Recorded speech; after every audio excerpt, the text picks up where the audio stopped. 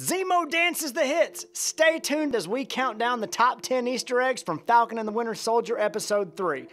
As always, don't forget to subscribe and turn on notifications so you'll know every time we drop new content.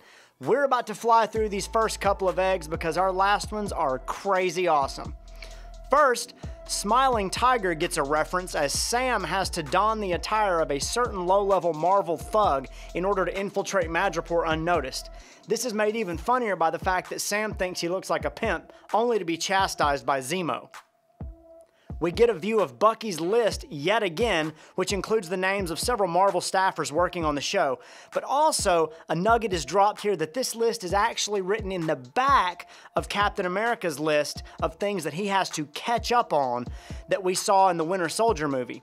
It's interesting that both Sam and Bucky have strong connections to this little black book, and it's a small piece of nostalgia here that Bucky keeps it close to him. We learn the origin of the Flag Smasher tag in this episode as we see Karli Morgenthau with the woman who raised her, Danya Madani. Now Madani has a keychain that looks exactly like the Flag Smasher emblem. Karli blames the Blip, the GRC, and others for creating a world where the powers that be decide who lives and dies, including her friend Madani. Her revolutionary symbol is simply an honor to her friend. As promised, here's your boy Zemo dancing his heart out.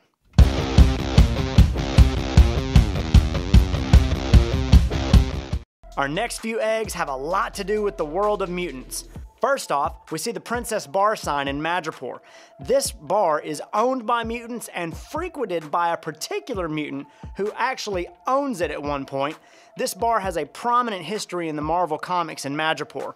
Marvel is slowly and strategically placing mutant locations and characters all over these shows and movies in preparation for the arrival of our favorite mutant family sometime in the future.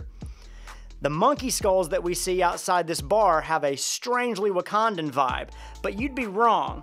If you combine it with the logo of the bar on the outside, you get a clever reference to an obscure Marvel character named HitMonkey. A rhesus monkey with assassin-like abilities, he has a lot of run-ins with Deadpool, Spider-Man, and the X-Men in the comics. It's highly unlikely we'd ever see a character like this pop up in the MCU, but given the X-Men ties and the fact that Madripoor is heavily tied with the X-Men, the nod is very playful.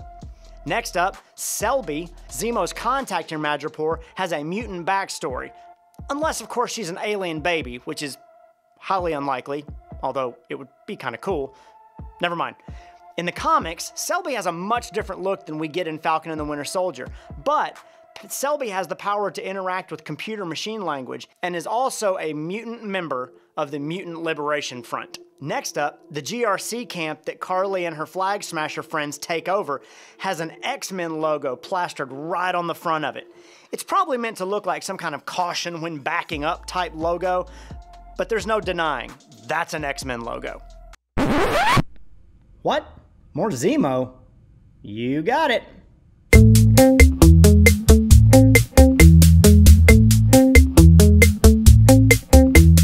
When we meet up with Sharon Carter, we get a look at what she's been doing post-blip.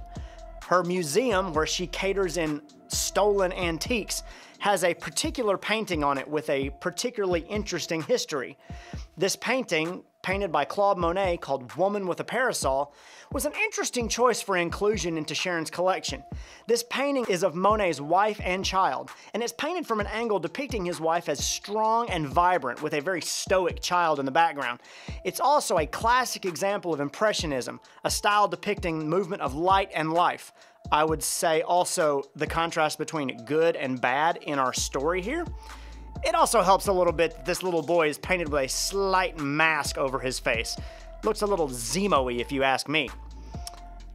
Next, the song playing in Nagel's hideout is called Comin' Home Baby by Mel Torme from 1962. It's a catchy little jazz tune about a man missing his girl and wondering where she's at. Lines like, "Been gone for too long," "Something's wrong," "Hear me holler, hear me roar." Might seem like a peppy little working tune, but the lyrics feel very ominous and, considering our last egg here, might make a little more sense.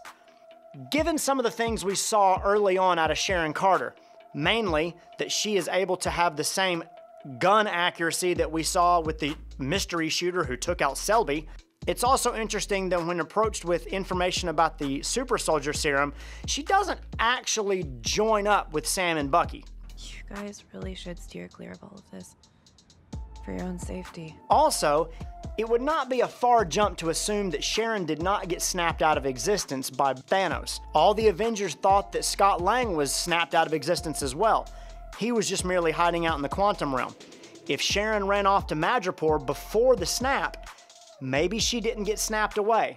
If that's the case, she would have a 5-year head start on a lot of people to make herself into, you guessed it, the Powerbroker. First off, she has a whole lot of guards.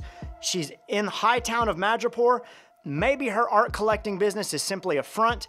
In the comics, the Powerbroker is not simply a man, but also just an organization, a shadow group of individuals working together for a common force. Could this mean that Sharon is simply working with the Powerbroker? Absolutely. I'm gonna go out on a limb here and say that she's not just working for the Powerbroker, but she is the Powerbroker. Maybe I'm wrong, but it's a working theory, and it's a pretty clever one. I think it would be very interesting to find out that Sharon did some nefarious things between the snap and the blip and was more involved with the story than we even know. What do you guys think? Are we way off? Did you find other Easter eggs that we didn't catch? Tell us in the comments and check out some of our other videos that you can see here, including some other playlists that you might not have seen yet. Have a good one. We'll see you next time.